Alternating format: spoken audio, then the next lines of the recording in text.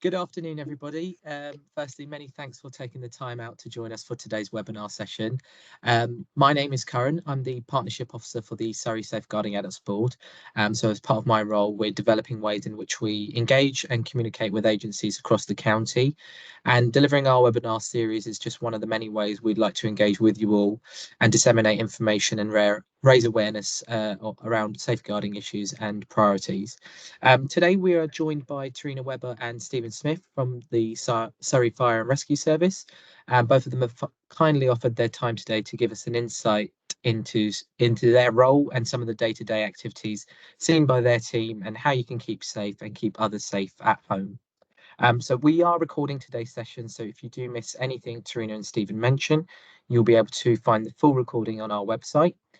We also offer the opportunity for you to ask questions using the chat bar, and there will be an opportunity for you to provide feedback using the link, which we will shortly drop in the chat bar as well. So without further ado, I'm going to now hand over to Tarina, who will begin the presentation.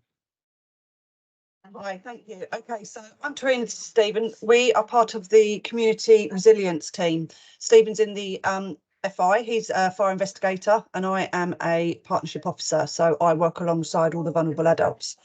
There's a big team of us. We all cover different areas, so we cover all of Surrey. I myself cover the northeast area with my colleague Claire. We have the northwest is covered by Ellie. She's waiting for a partnership officer at the minute. And the southeast area is Kate and Catherine. So if ever you have any dealings with any of vulnerable adults and you need our help, it will always be one of us guys for your area that you will liaise with. So basically what we want to go through today is what is it we do. Safe and well visits is what we do, what they entail, the sort of advice we're going to give, and then Steve will go through safeguarding in general and how we cover all areas really. So basically, to start off with, what is a safe and well visit? Does that come up? No, that's right. What is a safe and well visit? So we're looking for various underlying factors, namely their age. Are they over 65? Are they living alone? Do they have any mental health issues? And that could be anything from dementia to schizophrenia. All sorts of mental health issues could be part of that. We're looking for disabilities. Is there mobility? Have they got a hearing issue? Do they have a sight issue? Anything that could hinder them in the event of an emergency? Do they have alcohol or drugs problems going on? In which case we can work with those guys as well. Are they smoking and hoarding? Hoarding's huge for us. That's a big, big risk for us. So especially if you then put that alongside the smoking and the alcohol and drugs. We do visits for domestic violence, threats of arson. They're called sanctuary visits, which I'll go to in a bit. So go to the next page. Okay, so first of all, how do we get our referrals? They normally come in from adult social services, housing providers. They can come in from CCAM, the police. There could be incidents that the fire service have already attended and they've then called us to say we need more help here. They can come in from the councils.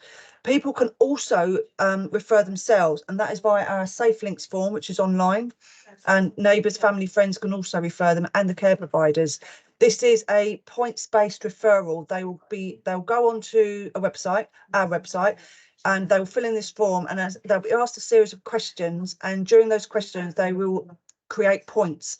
Now, depending how many points they get, it will either give them advice and sort of show them where to go, what shops to go to, what, just general fire safety advice, or it will refer them directly into us to say, you've hit so many points, you actually need a visit. So they're sort of like the two main ways we will get our visits come into us. So when we're on our visits, the equipment we will offer smoke alarms, carbon monoxide alarms. We will also offer hard of hearing alarms, which is a vibrating pad that goes under the pillow. We can also provide flame retardant bedding and throws for those that are smoking or careless smoking as well. And we will give them a message in a bottle. Now, most of you will probably know what this is, but it's a bottle where they will fill in a form and it will be to do with any medications they're on, any issues they may have. They will put in their emergency contact details, and then that form gets put in their fridge and it stays in the fridge. We then put one sticker on the fridge and the other sticker goes on the front door inside. That way, if emergency services turn up and they see the sticker, they will know to go to the fridge to take the bottle out and there is some information in there that may help them in the event of an emergency to give the right assistance to that person. Telecare, we obviously work alongside them. We really advocate telecare, especially for those with dementia. For people that are in a potential fire situation, if they do have dementia or mental health, they may hear the alarm, they may not understand what it actually means, and they may just sit there in amongst the smoke and not actually understand that they need to get out. So at least we know if they've got a telecare system and it's linked to a smoke alarm, the phone call's going to be done for them, the emergency services can be on their way before they even realise what's happened. So we really we fight for that telecare. A lot of people, if they've got fire safety issues going on in the home. At the minute, during the winter months, we've offered some extra equipment. So we have been offering oil-filled heaters, socks, gloves, hats, thermal socks. We've been giving out electric blankets, and we've also been giving out heating vouchers. So we can give them to, you know, as many of them as we want to people who need it, and we will give these equipment out all through the winter months. In the summer, we don't do this so much in the summer. It will change. I think we are getting in more equipment, but we haven't been told what it is yet. So this is what sort of like our winter incentives to give out. When we're on our visits, we will give them a variety of forms. These forms will come in, we'll give them general fire safety advice leaflets. We will give them maybe some skin cream alerts. So for people that are using emollients, especially if they're smoking or they're cooking over a gas cooker, if they're using emollients, the emollients can build up in their clothing, and that in the emollients it is flammable. So what we're worried about is obviously if they're leaning over a cooker, that the clothing could catch light on the cooker, or if they're lighting a cigarette with a flame, it could catch light. So these are the things we worry about. So we just give them a bit of advice on how to safely use their skin emollients. We've also given them out leaflets on e-bikes and scooters if they're using, or their little scooters that they're using, how to charge them safely. We'll give them information on carbon monoxide, so what symptoms to look out for. We can also provide, if people have a cooker and really then they shouldn't really be using it, whether it's dementia or something, and they, you know, they're a bit concerned about them using it, we can give them out a leaflet that is connected to SGN, which is and then SGN will come in and fit a gas cooker locking valve, which means the people can, if they've got carers or family that are there in the day that need to still use the cooker, they can. But what they can do is lock the cooker at night, take the key with them, and then they haven't got the fear of the vulnerable adult maybe start using the cooker and causing a fire, but they can still use it when they need to.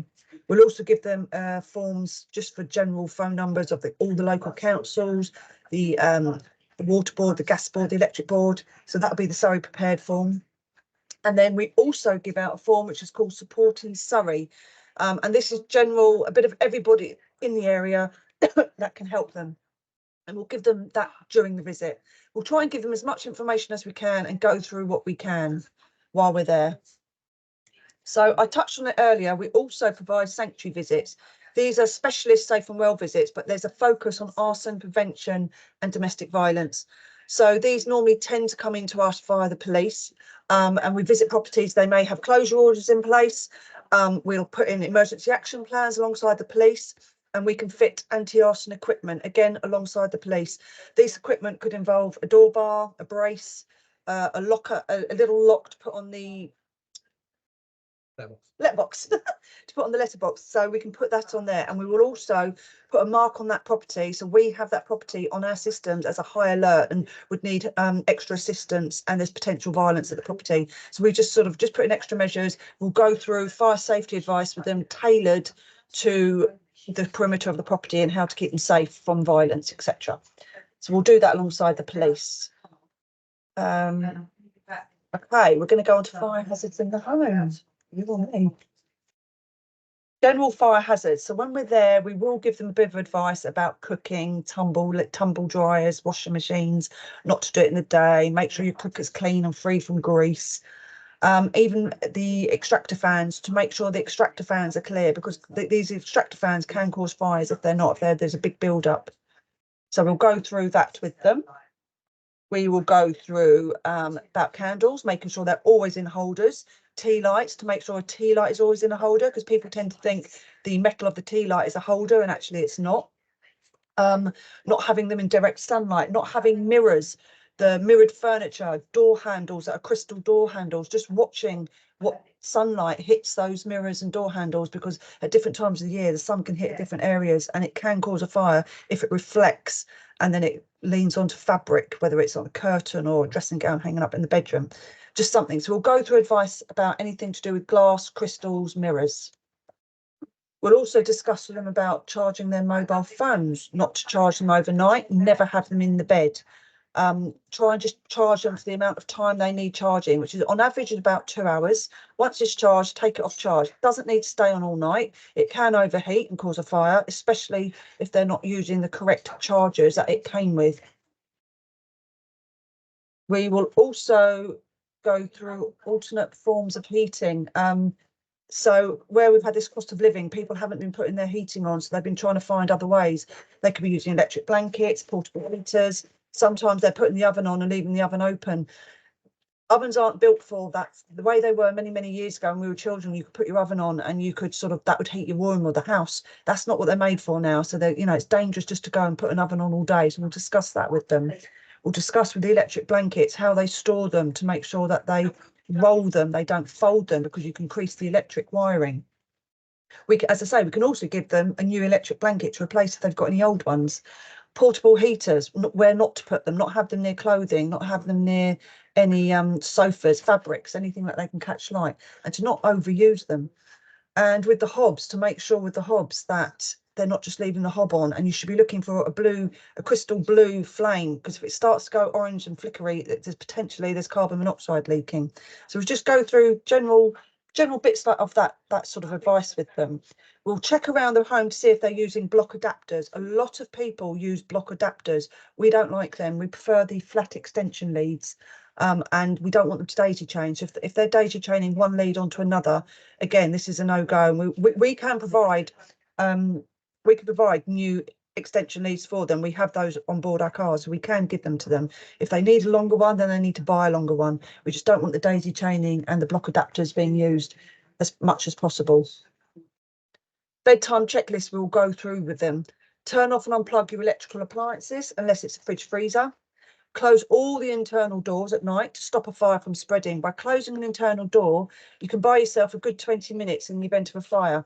So if they've closed all the downstairs doors and they're upstairs and they make their way down because there's a fire, they know they've got an escape route, because all those doors are holding that fire in the rooms for at least 20 minutes. And that's not with them being fire doors. That's just your bulk standard doors. Obviously, fire doors are even longer.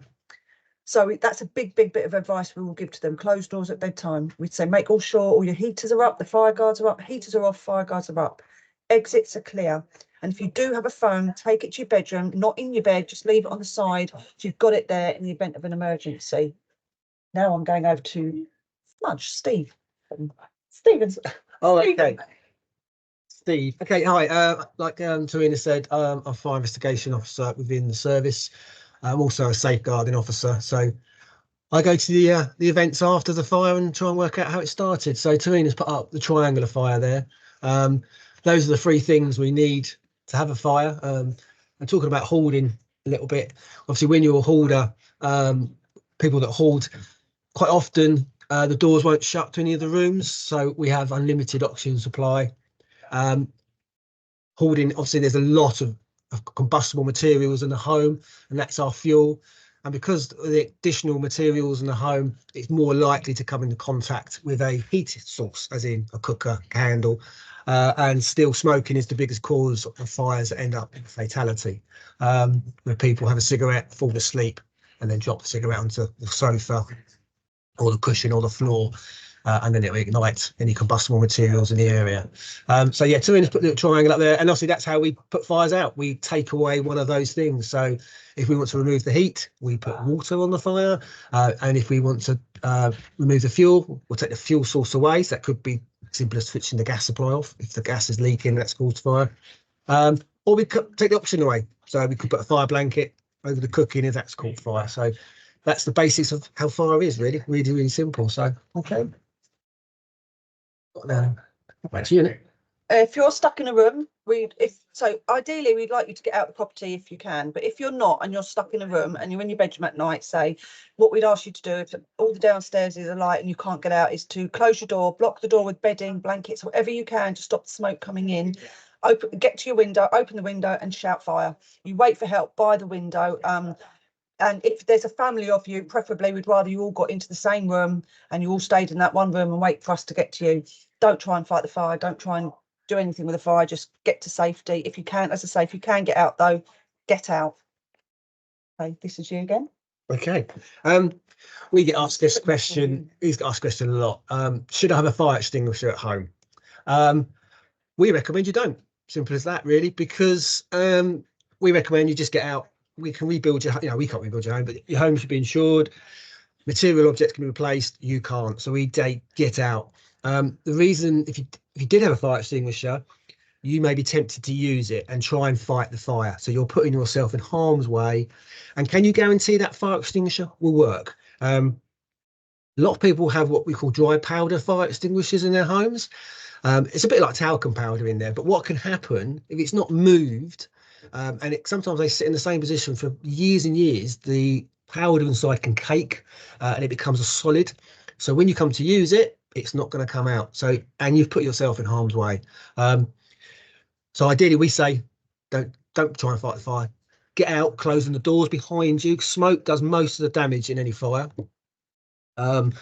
Talking from personal experience, I've gone into small fires, but where the doors have been open, the whole house has been, I'll say, trashed, damaged by the smoke.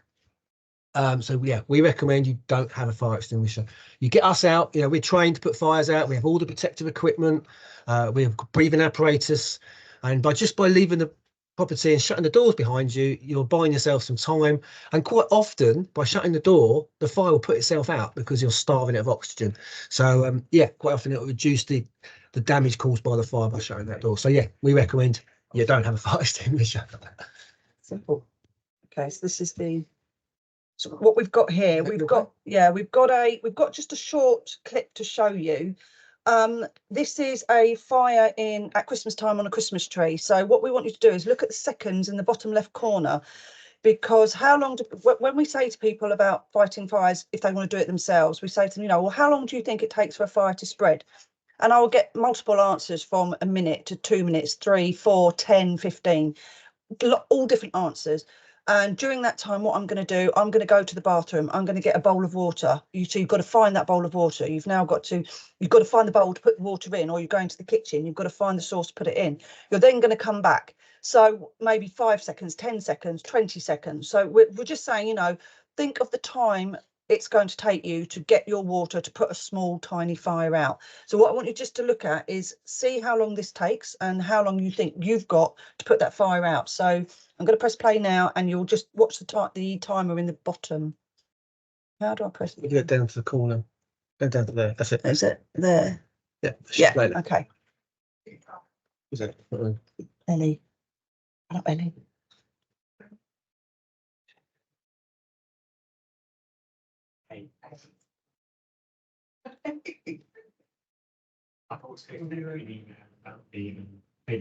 Yeah. It's nothing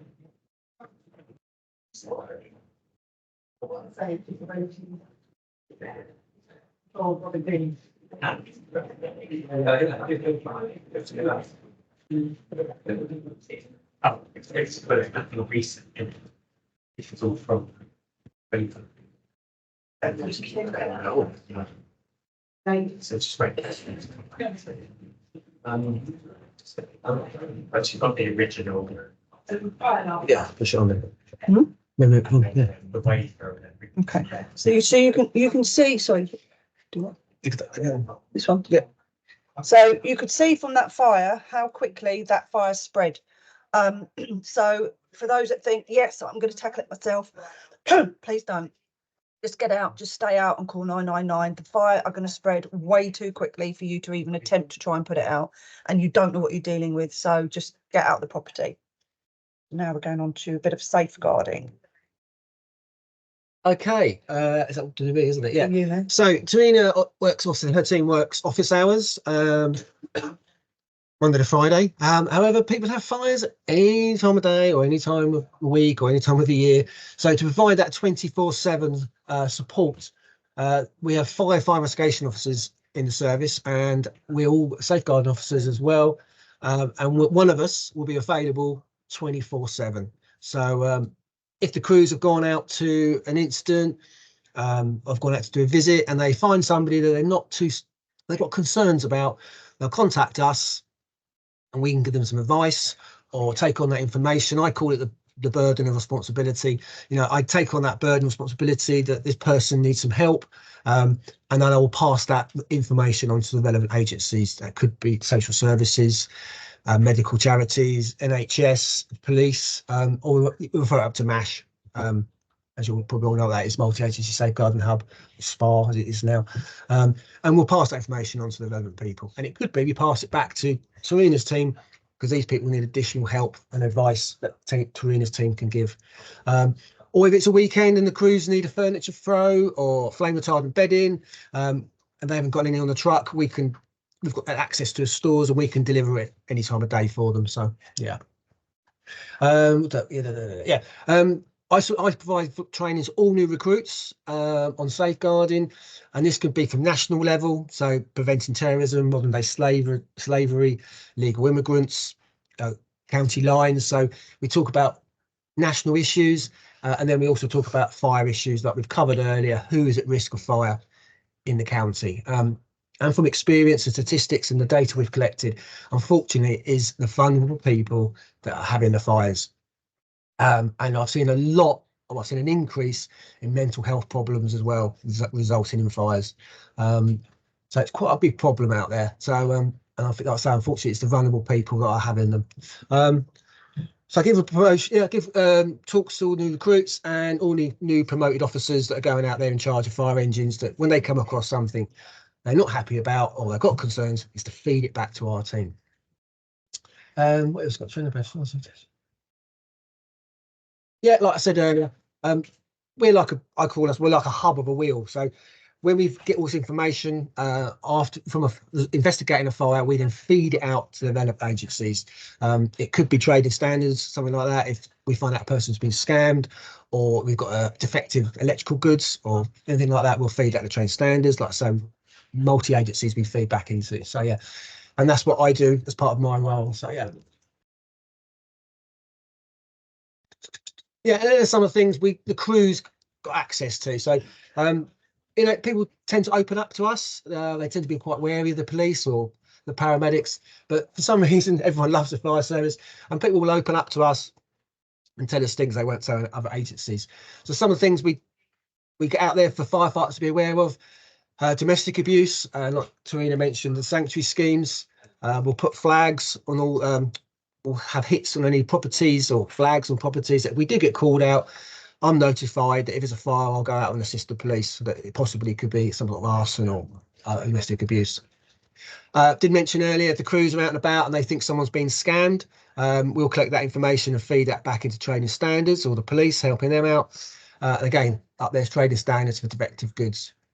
We're now doing some work with the Home Office now, getting data for them on safety products. So with anything like lithium battery fires or tumble dryers, anything electrical or product safety, we feed that back into the government now as well. So they're trying to build up a data, especially lithium batteries. We've seen an increase in fires resulting in lithium batteries.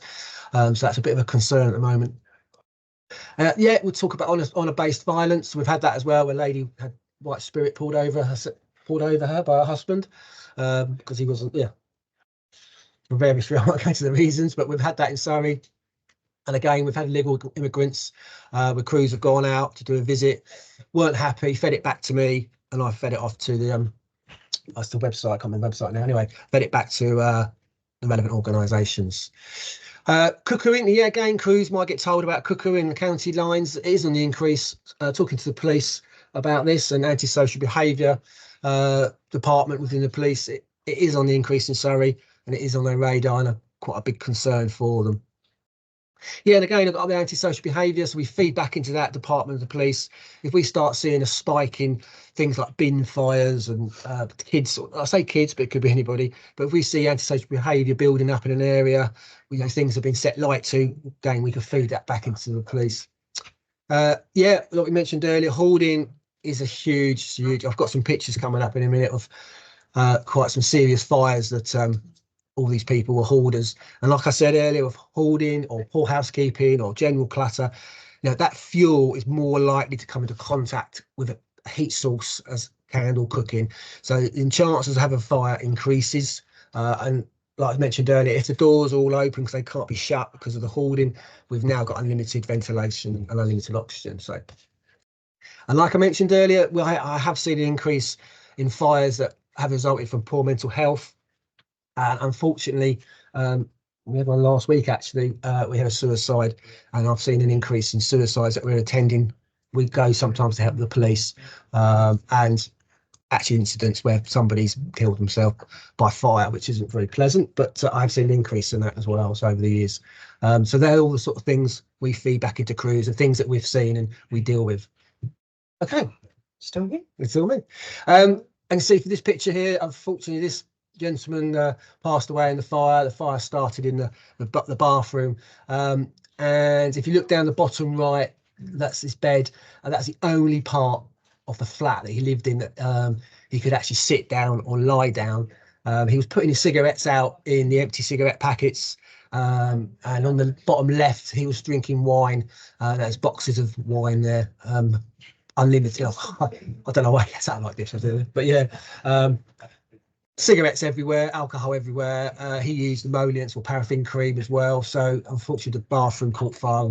The gentleman was deceased in it. So that was careless disposal of a cigarette, or he's dropped a cigarette, we believe. Okay, next one. Oh, are we gonna? Don't know. Okay. And that come up. Oh, that's his bed, as I spoke about earlier. That was the only place he could actually literally sit down and lie down in the flat. Top left, you can see all the cigarette packets, and the bottom right is all the bags of wine that were inside the boxes, all empty. But yeah, next, that was his kitchen. Quite a sad incident, really. I met his sister a few weeks later. She had no idea this gentleman lived like this. He was functioning. He was had a job. You know, day-to-day life is, you know, he was mobile. He had a life, but this is why he was living. This is the job. This is the job. Again, unfortunately, the kitchen started. Oh, I started in the kitchen. Cooking left unattended, and this was the lady's living room. And she had a little nest actually. Over on the left is where she slept. She didn't sleep upstairs. She lived in this house for 52 years. It's like a museum upstairs. No, it was 1952. Sorry, she moved in. She lived there ever since. The upstairs is like a museum, all the furniture, and this is where she was living downstairs. You know, again, quite a sad incident. Yeah, the fire was caused by cooking left unattended. And it's just some general pictures of hoarding. Excuse me. And this is general hoarding. So this is what people buy. Quite often people go to charity shops and buy stuff. And during COVID, where people couldn't get out to the shops, going with home deliveries now, people are still buying things and stockpiling them. So. Okay. Yeah, this gentleman, this one. Yeah, so he was a hoarder. And now we've got heat source. So you've got bottom left, you've got multiple plugs in the extension lead there. Open wood burner, sorry, log burner. Well, you've got coal in there actually. So multi-fuel burner. Yeah, it's really good. You know, the door's shut and the fire guard's up. But, you know, if a gentleman here, he took the fire guard away, left the door open and a lump of coal fell out, you know, it's going to come into contact with all this excessive build-up of products, we say, or items. He's got a kettle over there as well. Yeah, okay, so moving on.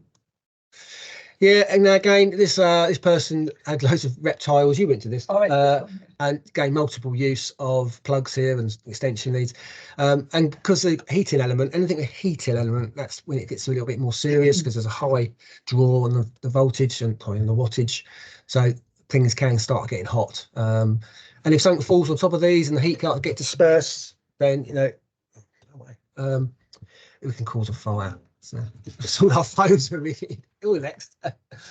This one was a concern as well, because this particular family were hoarding, and they had children, and they had something like 4 dogs, 6 cats, guinea pigs in the daughter's bedroom. They had eight snakes, 4 iguana things, and about 8 people lived in the property. So all this, you had all of this, you had the hoarding, you had the multiple people, you had the multiple animals, and the dangerous electrics. So it was a massive concern for us when we went round there.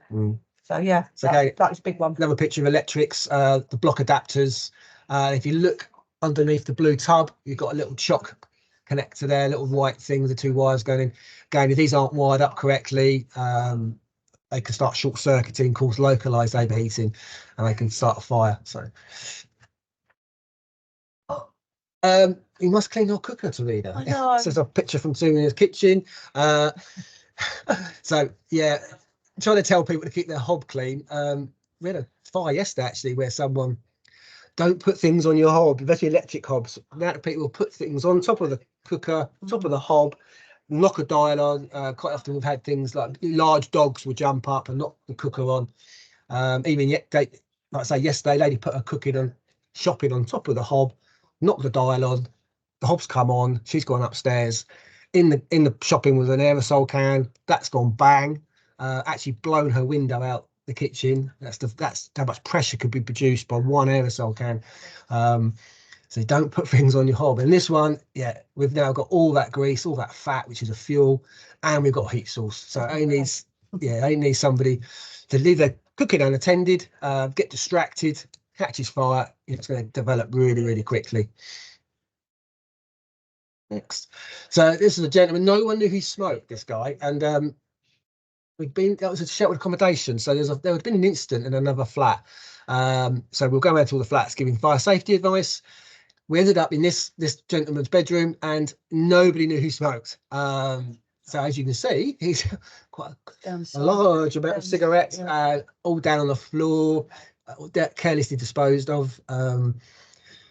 You know, cigarettes can cause fires, and like I say, if you fall asleep, especially if you've been drinking and you're not going to wake up because you're in a heavy sleep, you know, drop cigarette. I've been to multiple fires caused by drop cigarettes. So yeah, there's one. Yeah. And can I just say as well, we need to make sure if people are bedbound smoking in the bed, that they have a smoke alarm in the actual room that they're sleeping. And this is also including with telecare. We're finding with telecare circumstances change, and so telecare's normal standard procedure is to put an alarm in the hallway and the landing. But if now, over time, now that person's become bedbound, we actually need, and especially if they're smoking, but if they're bedbound anyway, we actually need that telecare alarm to be in the room they're sleeping. So if you do come across any properties and you discover, yes, they've got a linked alarm, it's telecare, but it's not in the room that they can't move from, then that needs to be addressed, and that needs to go back to telecare and ask to be moved. Yeah, 100%. Yeah, if they've got any mobility issues, they just physically can't escape. If there's a fire, that telecare needs to be in the room with them. Yeah, some more pictures of hoarding. From my experience with, we don't. You went about 3 years before me. Yeah. I went 3 years later, and it hadn't changed. Yeah. And as you can see, if you look at the door frames, you can see how high it is up to the door frames. So I had to literally climb over that and then go back down the door frame. And if you look at the next one, that's me from the top of the stairs looking down. So, and you can see how high it is to the door. So if there was a fire in that property, and this particular lady had buried herself upstairs in a tiny nest in a corner, she would really struggle to get out if anything's there. And you've got plugs being plugged in. You don't know where the plugs are. You don't know what's, you know, smothering the plugs. It could be a real disaster. Yeah, and as an operational firefighter, an officer, if I'm putting fire crews into that building, well, I'm putting them massively at risk. You know, if that fire's going developed well, and we're putting people in there to try and rescue the lady or the person in there. You imagine fire crews trying to climb over all that with all our equipment we have to wear, breathing apparatus, a hose, we're dragging a hose of us. It'd be pitch black, it'd be full of smoke. Yeah, it's really putting firefighters in danger. But you know, we'll have a go, but it's really difficult. And also, we don't know where the person is. You know, if it's 2 a.m. for average person, they'll be upstairs and sleep in their bed probably. You know, where holders, they could be anywhere, anywhere in that property. And like Serena says, they tend to build little nests. Got a guy over at Dorking at the moment we're aware of, and he's got a little nest in his living room and he sleeps in that. And we actually got a flag on that. We won't put crews in because the hoarding is so bad, it's too dangerous. So we have to knock a window out and try and get him through a window. So yeah, serious stuff. Okay, that's your stuff. That's it then, we're done. Okay, so basically, if you do ever want to use us, we're a free service, as you know, so you can contact us through our Surrey Fire Safeguarding inbox. You can send referrals in to that, and people can book your safe and well visits through the online website. So there's a couple of ways you can get us, but we will come out and we'll do a visit free of charge to anyone that is vulnerable and needs our help, and we do want to get to as many people as possible. So that is us done, really, I think.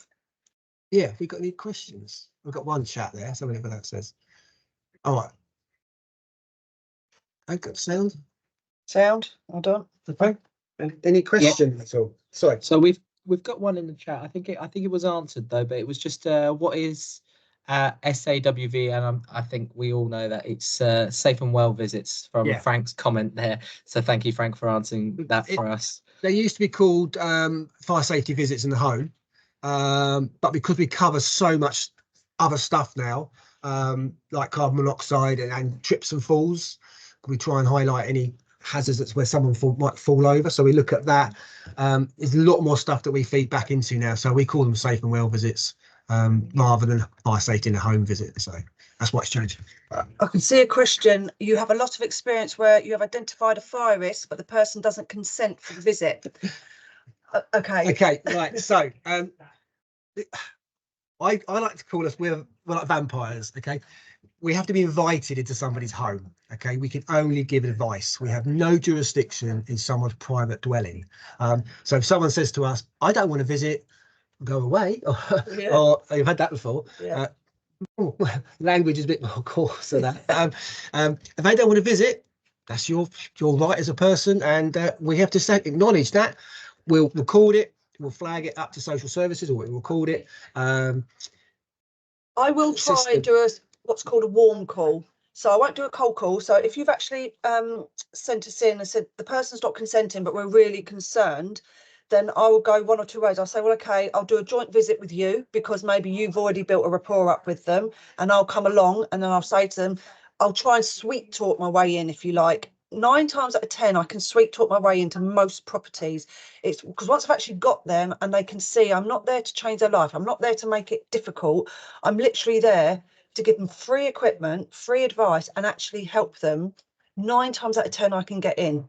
So if the person's really that bad and you're really that worried, I will try everything I possibly can. However, like Smudge says, I can't force myself in. I can't just say I'm coming in, you've got no choice. We don't have that power. Yeah, unless it's a fire. Yeah. If there's a fire, we have, I think we're like the 3rd or 4th most powerful organisation for rights of entry if there's a fire. If there's not, then we're not allowed in. That saying that, if you've got a hoarder and it's their own property, so they own the property, and they don't want any help, we can't offer any help. No. But if it's with a housing association or it's rented, then sometimes we can go in via the landlord or the housing association and say, look, this person's living like this, is there anything you can do to help them? So there's things we can do, but they own their own house and they want to live like that. That's their choice. So basically, what got next? Since case notification to the trade, can you please add not to priority as they are triaged through the day and we may miss them? All right. Okay, so can you not add a priority? Yeah. Triage throughout the day and we may miss them. Thank you. So I don't know. No, we just we will email. We will note what we try and do. If we think there's further help needed, when I'm writing up a report, I will notify who I think that the caseworker is, or I'll notify duty. And if it's a MASH, then obviously I'll send an email as well as that. So we'll try and do both. Thank you very much. Just a nice feedback for you there, Trina. Are there any more questions while we've got Trina and Steve on the call? If you do think of anything outside of the webinar session, please feel free to contact either the board or contact Trina and Steve using the contact details on the screen there.